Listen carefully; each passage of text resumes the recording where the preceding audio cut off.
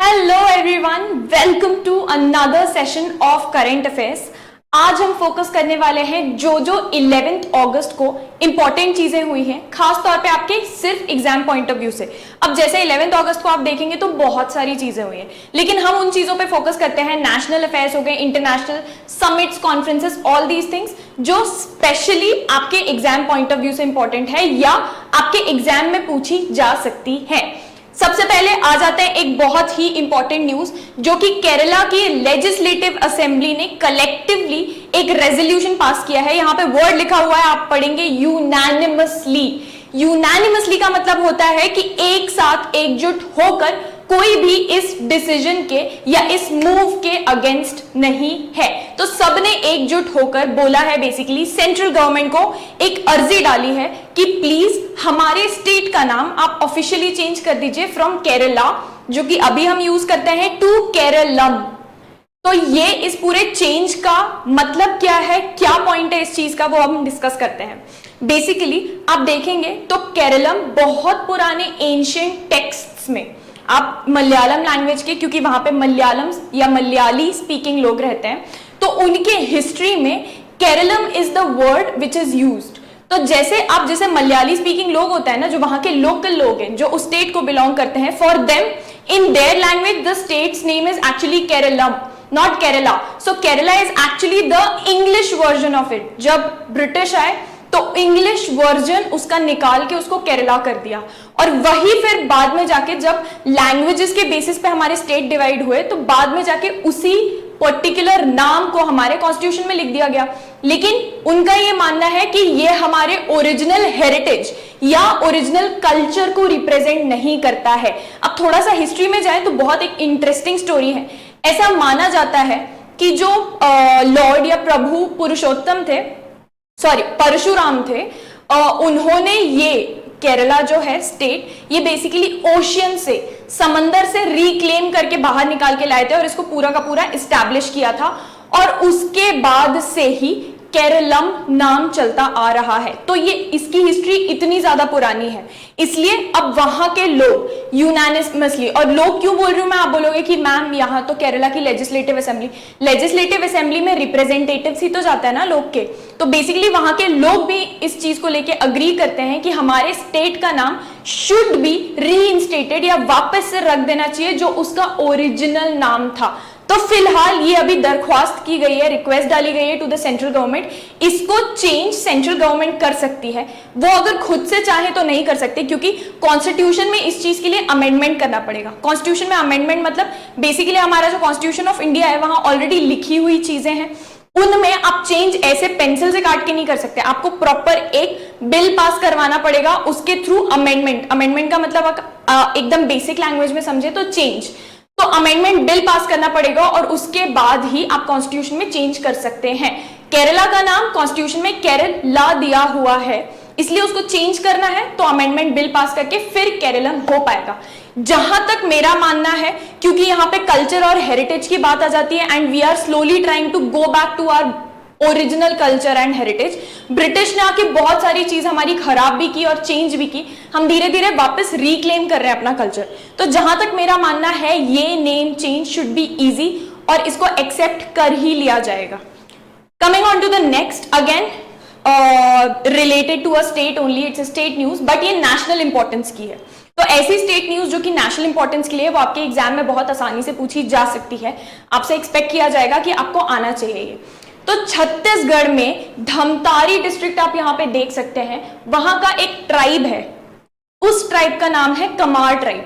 ठीक है, इन ट्राइब को बेसिकली स्टेटस दिया गया है PVTG, particularly vulnerable tribal group. PVTG का स्टेटस या टैग दिया गया है। छत्तीसगढ़ ऐसा दूसरा स्टेट है मध्य प्रदेश के बाद इस तरीके का PVTG टैग देने वाला स्टेट। तो इससे पहले मध्य प्रदेश ये टैग ऑलरेडी दे चुका है, Chhattisgarh has become the second state to give such tag. अब बात करें कि ये टैग क्यों दिया गया उनको, तो आप पिछले सेंसस में, जो ऑफिशियल सेंसस हुआ था, बहुत साल हो चुके हैं हालांकि उसको, 2011 में, उसमें इस ट्राइबल ग्रुप की पॉपुलेशन मात्र 26,000 आई थी। और ये छोटे छोटे डिवाइडेड ब्लॉक्स में, ऐसे 22 ब्लॉक्स में रहते हैं, तो मतलब 22 ब्लॉक्स में उनकी पूरी पॉपुलेशन कवर हो जाती है। उनके कल्चर को प्रिजर्व करने के लिए, उनके ट्रेडिशन को प्रिजर्व मतलब कि खत्म ना हो, वो धीरे धीरे करके कल्चर या ट्रेडिशन कब या क्यों खत्म होता है, वो इसलिए खत्म होता है क्योंकि उसको आगे बढ़ाने वाले लोग नहीं बचते, या लोग अपने कल्चर से दूर हट जाते हैं। कोई भी कल्चर आप देखेंगे कि खत्म हो गया है दुनिया में, आप प्रैक्टिस करने नहीं मिलता, देखने नहीं मिलता, क्योंकि एक तो उस कल्चर की जो लोग थे उनकी पॉपुलेशन कम हो गई, और दूसरा जो थे भी वो भी अपने कल्चर से अलग हट गए। तो इस टाइप के कल्चर को, खासतौर पे ट्राइबल ग्रुप्स बहुत छोटे छोटे होते हैं, ये एक पर्टिकुलर ऐसा कमार ट्राइब है जो कि बहुत छोटा है पॉपुलेशन में, इनके कल्चर को अलग से प्रोटेक्ट करने के लिए ये पीवीटीजी टैग क्यों दिया गया है। मैं एक बहुत छोटा सा एग्जांपल देती हूँ। हम जब छोटे में कोई भी खेल खेलते थे, है ना, गेम खेलते थे बाहर जाके, चाहे दौड़ के, पकड़म पकड़ाई, hide and seek, all this, तो हम एक वर्ड यूज करते थे। अब मैं वो वर्ड यूज करके बताऊंगी जो मेरे स्टेट में वहां हम लोकली यूज करते थे, हो सकता है यहाँ कुछ और हो, you will get the idea. हम बोलते थे दिस इज, इस बच्चे को कि ये कच्ची लोई है इसकी, या कच्चा नींबू, या समथिंग लाइक दैट। आप, I think you must be getting an idea what I am trying to say, कि बेसिकली उनको पकड़ भी लिया तो उनको, उनके ऊपर दाम नहीं जाएगा क्योंकि वो वल्नरेबल है, उनको जरूरत है सपोर्ट की अभी, तो उनको एकदम गेम जो चल रहा है उसमें एकदम ऊपर लेवल पे, इक्वल पे नहीं ट्रीट किया जाएगा, उनको थोड़ा लीनियंटली ट्रीट करेंगे और उनको प्रोटेक्ट करेंगे। इसी तरीके का आप इस टैग पे आ जाए, पीवीटीजी टैग पर, तो ये टैग गवर्नमेंट इसलिए देती है ऑफिशियली ताकि वो बोले कि अच्छा पीवीटीजी ट्राइब हो आप, तो आपको आपके बेटरमेंट के लिए, आपके कल्चर को प्रिजर्व करने के लिए हम पॉलिसी बनाएंगे, स्कीम बनाएंगे, और कुछ अलग अलग initiatives government particularly in tribes के लिए ले सकती है फिर, है ना। अब गवर्नमेंट अलग अलग, एक ट्राइब जैसे कमार ट्राइब उठा ले तो गवर्नमेंट बोले हम आपके लिए बना रहे हैं, तो बाकी के जो ट्राइब्स इसी तरीके के होंगे वो बोलेंगे कि यार ये क्या हरकत है, हम भी तो हैं, हमारा कल्चर भी प्रिजर्व करो, हमारे ट्रेडिशंस का भी ध्यान रखो। तो गवर्नमेंट ये टैग दे देती है सारे ऐसे ट्राइब्स को, और फिर जो भी उनके बेटरमेंट के लिए करती हैं वो इन सारे ट्राइब्स पर अप्लाई होता है, और ये सारे ट्राइब्स उनका बेनिफिट उठा सकते हैं। तो बेसिकली ये एक इंपॉर्टेंट पॉइंट है कि क्यों इस तरीके का टैग दिया जाता है। आप बोलोगे कि मैम हमको दिख रहा है 26,000 पॉपुलेशन कम है, तो ये अलग से नाम देने की क्या जरूरत है। नाम देने की जरूरत ये है कि फिर गवर्नमेंट कोई भी स्कीम बनाएगी, कोई भी इनिशिएटिव लेगी, तो वो इन सारे ट्राइब्स पे फोकस करके अलग से बना सकती है और बोल सकती है कि अच्छा भाई हमने पीवीटीजीज के लिए ये चीज बनाई है, इसका आप बेनिफिट ले सकते हो। ठीक है, चलो आपको पूछा जा सकता है कि ये ट्राइब कौन से स्टेट में है, कहां पाए जाते हैं, और ये स्टेट कौन से नंबर का स्टेट है, सेकंड नंबर पे जिन्होंने ये पीवीटीजी का टैग दिया है। नेक्स्ट इंपॉर्टेंट भाई निराक्षी, वेरी वेरी इंटरेस्टिंग। आप ये बैकग्राउंड में पिक्चर्स देख सकते हैं, इसी तरीके का एक कैप्सूल जैसा अंडर वाटर व्हीकल, पानी के अंदर जाके चलने वाला एक व्हीकल बनाया है, बहुत ज्यादा इफेक्टिव। ऑटोनॉमस मतलब कि वो खुद का दिमाग चला के, ऑटोनॉमस कोई भी चीज, we are autonomous, we as human beings we are autonomous, हम खुद का दिमाग चला के खुद डिसीजन ले सकते हैं। ऑटोनॉमस अंडर वाटर व्हीकल, खुद जाके अपनी मर्जी से या अपना खुद का डिसीजन मेकिंग पावर लेकर अंडर वाटर जाके, अंडर वाटर जो माइंस होती हैं वो डिटेक्ट कर सकता है, पहला काम। दूसरा, अंडर वाटर जाके माइन को सेट करके आना है, उधर रख कर आना है, वहां पे अंदर जाके पानी के सेटअप करके आना है, वो कर सकता है। और तीसरा, कोई भी ऐसी अंडर वाटर पानी के अंदर जाके कोई भी टाइप की रिसर्च है, कोई सर्वे है अंडर वाटर जो अंदर जाके करना है पानी के, क्योंकि इजी नहीं होता है वो, है ना, इंसानों के लिए जाके प्रॉपरली कर पाना। ये तीन इंपॉर्टेंट चीजें ये अंडर वाटर व्हीकल कर सकता है, जो इंडिया ने नया लॉन्च किया है। It is a sort of first of its kind only, क्योंकि इससे पहले इस तरीके का पर्टिकुलरली माइन के लिए एग्जिस्ट नहीं करता था। तो इसको बोला जा रहा है AUV, autonomous under water vehicle, और इसका नाम क्या है, इसका नाम है निराक्षी। ठीक है, तो आपसे सीधे सीधे इसका नाम पूछा जा सकता है। इसका कमर्शियल लॉन्च, मतलब अभी सिर्फ इसके बारे में इंफॉर्मेशन दी है, इसका कमर्शियल लॉन्च आप एक्सपेक्ट कर सकते हैं अगले आने वाले 6 महीनों के अंदर। और ये जो निराक्षी है ये किन के साथ कोलैबोरेशन में बनाया गया है, ये बेसिकली बनाया गया है कोलकाता बेस्ड एक वॉरशिप मेकर कंपनी है जिनका नाम है garden research ship builders and engineers. Garden research ship builders and engineers इनका नाम है। इनके साथ कोलैबोरेट करके ये व्हीकल को पूरा डेवलप किया गया है। It is again a major move for India, और बहुत बड़ी चीज है ये इंडिया के लिए। क्यों? क्योंकि इस टाइप का माइन डिटेक्शन बहुत ज्यादा इंपॉर्टेंट होता है। कहीं कहीं जाके अंडर वाटर माइन सेटअप कर दी। माइन मतलब पता है ना, ये जो जमीन की माइन आपने मूवीज वगैरह में देखी होगी, यू स्टेप ऑन इट और आप अगर पैर हटाओगे तो वो फट जाता है, माइंस। तो उस टाइप के अंडर वाटर माइंस, उसमें अब आप ये समझो कि इंसानों को बिठा के भेजना कितना ज्यादा खतरनाक होता है। क्योंकि अगर वो डेटोनेट हो गया, अगर वो फट गया, तो मतलब आपका तो कोई स्कोप ही नहीं बचा बचने का, है ना। इसलिए अलग से ऑटोनॉमस अंडर वाटर व्हीकल बनाया गया, ताकि खुद से जाकर अब वो फट भी गया माइन तो मशीन ही टूटेगी ना, किसी इंसान की तो लाइफ का लॉस नहीं होगा। तो इस टाइप की चीजों में अब आप धीरे धीरे करके देखोगे जो नई टेक्नोलॉजी डेवलप करके आ रही है, वो ये कर रही है बेसिकली कि इन तरीके के डेंजरस सिचुएशंस में ना अनमैन्ड व्हीकल्स भेजती हैं।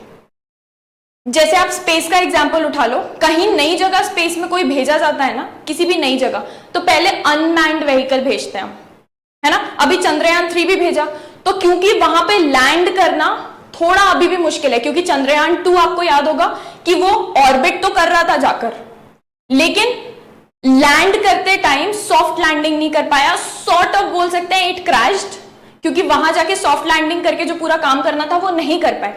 अब ये सोचो, वहीं हम इंसानों को बिठा के अगर भेजते तो लाइफ का लॉस होता, है ना। तो इस टाइप की चीजों में जब तक एकदम फुल प्रूफ नहीं बन जाती चीजें, तब तक हम मशीन्स को भेजते हैं। और सारा का सारा ये जो डिजिटाइजेशन हो रहा है, ये जो सारा का सारा हम अब एआई की तरफ जा रहे हैं, मशीन लर्निंग की तरफ जा रहे हैं, ये क्यों हो रहा है? ताकि इस टाइप की सिचुएशन में हम ऑटोनॉमस मशीन्स बना पाए, जो जिनका खुद का डिसीजन मेकिंग पावर हो। मैं इसका एक छोटा सा एग्जांपल देती हूँ। आप चैट जीपीटी यूज करें, है ना। चैट जीपीटी को बोला जा सकता है थोड़ा बहुत कि ऑटोनॉमस। अच्छा, दो वर्ड्स हैं जिनके बीच में I want you to know the difference, autonomous and automatic, है ना। ऑटोनॉमस और ऑटोमैटिक। ऑटोमैटिक आपकी वॉशिंग मशीन भी है ना। ऑटोमेटिक वॉशिंग मशीन, आप एक बार बटन ऑन कर दो, इंस्ट्रक्शंस डाल दो, वो ऑटोमेटिक खुद से चलकर, खुद से फंक्शन करके, मतलब यहां हम सिर्फ टेक्निकल फंक्शन की बात कर रहे हैं। मशीन है वो सिर्फ जो ऐसा काम करती है कि आप एक बार बटन ऑन कर दो तो ऑटोमेटिक पूरे कपड़े धुल के बाहर आ जाएंगे। ऑटोनॉमस अगर आपकी वॉशिंग मशीन होती तो आप कपड़े डाल रहे हो उसमें, तो वो खुद डिसाइड करती कि किस तरीके के सेटिंग में धोना है उसको, वो खुद डिसाइड करती धोना भी है कि नहीं उसको, और बेसिकली उसमें डिसीजन मेकिंग पावर होता। तो ऑटोनॉमस और ऑटोमैटिक में कभी भी कंफ्यूज ना हो, बहुत सारी चीजें आप देखेंगे। और एक और वर्ड यूज होता है जो हमने पहले पढ़ा था, यूनैनिमसली। ऑटोनॉमस, ऑटोमैटिक और यूनैनिमसली में बच्चों को बहुत ज्यादा कंफ्यूजन होता है। यूनैनिमसली मतलब एक साथ एकजुट होकर। ऑटोमैटिक वॉशिंग मशीन हो गया हमारा, कार्स ऑटोमैटिक होती है लेकिन कार खुद डिसीजन नहीं लेती। ऑटोनॉमस खुद डिसीजन मेकिंग पावर एक लिमिट तक रहता है उनके पास, ठीक है। सो इस अंडर वाटर व्हीकल का नाम है नीराक्षी। अगले 6 महीने में आप इसका लॉन्च एक्सपेक्ट कर सकते हैं। Coming on to the next one, एक ही अपॉइंटमेंट हुआ है कल, और वो हुआ है इंडियन ऑयल कॉर्पोरेशन लिमिटेड में। आप यहाँ पे देख सकते हैं इंडियन ऑयल कॉर्पोरेशन लिमिटेड के नए चेयरमैन अपॉइंट किए गए हैं, रादर उनको बोल सकते हैं रीअपॉइंट किए गए हैं चेयरमैन। उनका नाम क्या है? Mister Shrikant Madhav.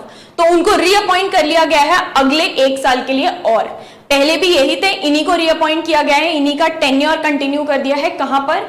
Indian oil corporation limited. अब आप बोलोगे कि मैम ऐसी तो बहुत सारी कंपनीज है, but this is important, this is a PSU, है ना। तो पीएसयू के बहुत बार आपसे क्वेश्चंस पूछे जाते हैं कि भाई इसके नए चेयरमैन, इसके नए एमडी, सीईओ, बैंक्स जो मेजर बैंक्स हैं, इंपॉर्टेंट बैंक्स हैं, HDFC, Punjab national bank, SBI, major जो इंपॉर्टेंट बैंक्स हैं जिनके नाम हम सुनते ही रहते हैं, नेशनल लेवल पे इंपॉर्टेंट है, इंटरनेशनल लेवल पे इंपॉर्टेंट है, इन बैंक्स के नए सीईओ बने, एमडी बने, कुछ भी ऐसे बने हैं तो आपके लिए जानना इंपॉर्टेंट होता है। इसी तरीके से इंडियन ऑयल कॉर्पोरेशन लिमिटेड आपके लिए जानना बहुत ज्यादा इंपॉर्टेंट है। Coming on to the next one, भाई स्पोर्ट्स के न्यूज में जो एक मेजर चीज हुई है, इंपॉर्टेंट चीज हुई है, वो हो रहा था world cadet wrestling championship, world cadet wrestling championship 2023 का। अब ये कहां पे हो रहा था ये आपके लिए जाना जरूरी है, तो आप ये 4th लाइन में देख सकते हैं, इस्तांबुल, टर्की। क्योंकि कई बार आपसे ये नहीं पूछा जाएगा कि कौन जीता है, आपसे ये पूछा जाएगा कि ये हो कहां पे रहा था, ठीक है। तो आपसे ये भी पूछा जा सकता है, world cadet wrestling championship 2023 where was it held? It was held in Istanbul, Turkey.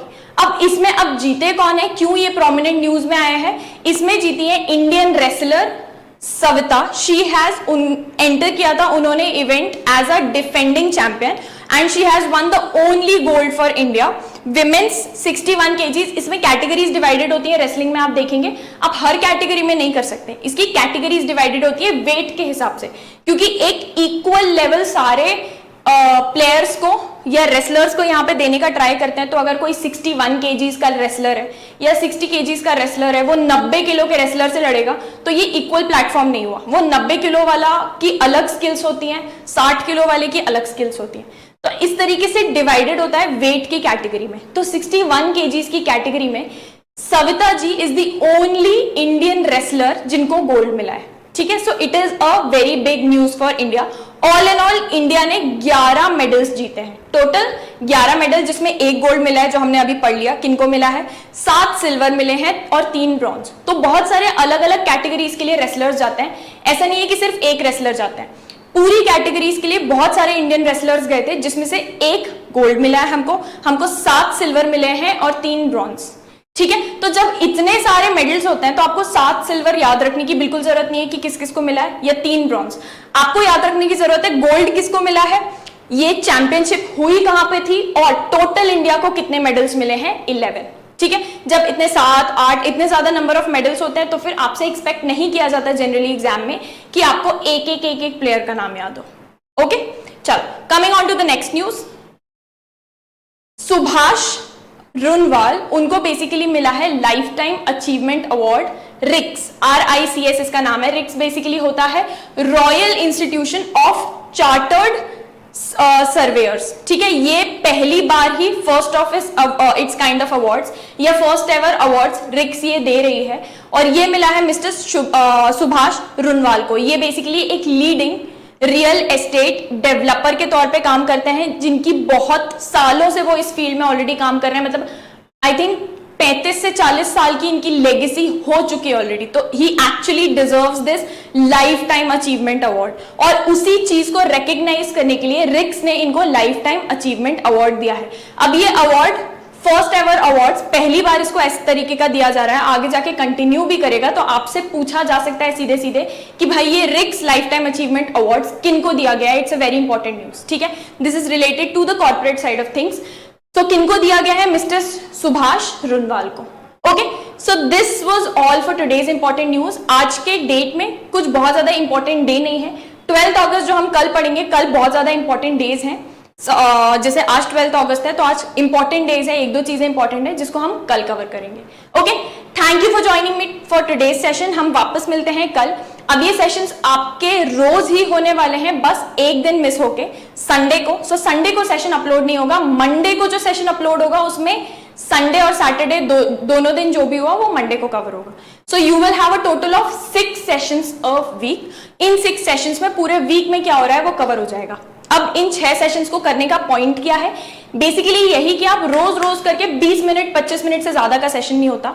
20 minute 25 minute अगर आप देखने की आदत डाल लेते हैं तो आपका पूरा महीना कवर हो जाएगा, इतना कैजुअली आपको पता भी नहीं चलेगा। जैसे अभी जो हमने न्यूज पढ़ी आपको बहुत इजीली दिमाग में बैठ गई होगी, यही आप एक साथ पूरे एक महीने का क्रैम करने का, रटने का ट्राई करोगे तो बहुत स्ट्रेस होगा, क्योंकि काफी सारी इंफॉर्मेशन होती है। तो इसको डिस्ट्रीब्यूट करके अगर आप ओवर द वीक 6 दिन में कर लेते हो तो it will be the easiest and it will become your most favorite subject, trust me, ठीक है। चलो, I'll see you guys again tomorrow tomorrow is Sunday, so I'll see you guys again on Monday। आज क्या हुआ, 12th को क्या होगा और 13th को क्या होगा हम डिस्कस करेंगे मंडे को। Thank you for joining me for today's session। I'll see you again, bye bye।